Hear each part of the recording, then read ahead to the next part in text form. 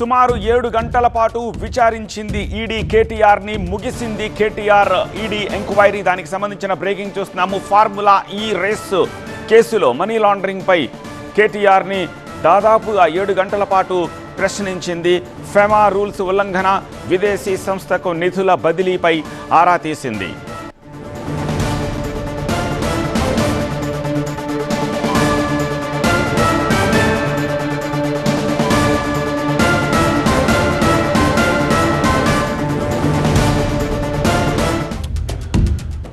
విచారణ ముగిసింది. ఇంకా కేటీఆర్ బయటికి రావాల్సి ఉంది. దానికి సంబంధించిన డీటెయిల్స్ అందించేందుకు మా ప్రతినిధి ప్రణీత ప్రస్తుతం బషీర్బాగ్ ఈడీ ఆఫీస్ దగ్గర ఉంది. ప్రణీత, ఎగ్జాక్ట్గా ఎన్ని గంటల పాటు విచారించారు? కేటీఆర్ ఇప్పుడు బయటకు వచ్చి మీడియాతో ఏమైనా మాట్లాడే అవకాశం ఉందా, లేకపోతే ఏమిటి? ఈడీ లోపల నుంచి మనకి ఏదైనా ఇన్ఫో అందుతుందా? దాంట్లో ఇద్దరిని ఇటు అరవింద్ కుమార్ గాని తర్వాత బిఎన్ఎల్ రెడ్డికి సంబంధించి 11 o'clock కేటీఆర్ కి సంబంధించిన ఈడీ విచారణ ప్రారంభమైంది. సో కాసేపు క్రితమే ఆయన విచారణ కంప్లీట్ అయిపోయింది. సో ఏ క్షణంలోనైనా కేటీఆర్ బయటికి వస్తున్నటువంటి నేపథ్యంతో ప్రజెంట్ ఈడీ ఆఫీస్ బయట సిచ్యువేషన్ ఒకసారి చూడొచ్చు. పోలీసులు భారీగా ఇరువైపులా కూడా మోహరించి ఉన్నారు.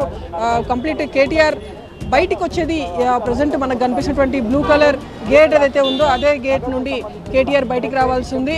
సో ఆ గేట్కి వచ్చేటువంటి వేన్ అంతా కూడా కంప్లీట్గా పోలీసులు తమ ఆధీనంలోకి తీసుకున్నారు.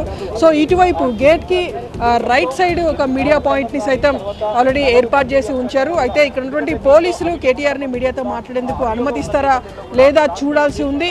సో గతంలో ఏసీబీ ఆఫీస్ బయట చోటు చేసినటువంటి పరిణామాలు మళ్ళీ చోటు చేసుకోకుండా ఉండేలా పోలీసులు అయితే చర్యలు తీసుకున్నారు. కానీ ఆల్రెడీ ఒక మీడియా పాయింట్ అయితే ఇక్కడ సిద్ధం చేశారు. మరి కేటీఆర్ని ఇక్కడ మాట్లాడిస్తారా లేదా అనేటువంటిది కూడా చూడాల్సి ఉంది. సో ప్రెసెంట్ ఒక 10 to 15 minutes వ్యవధిలోనే కేటీఆర్ ఈడీ కార్యాలయం నుండి బయటకు వచ్చేటువంటి అవకాశాలు కనిపిస్తున్నాయి.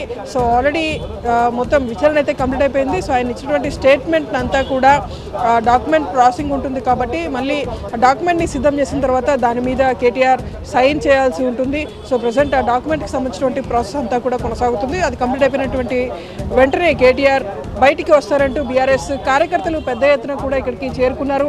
సో బీఆర్ఎస్కి సంబంధించినటువంటి నేతలందరినీ కూడా కేవలం ఒకవైపు మాత్రమే పోలీసులు వాళ్ళందరినీ ఉంచారు.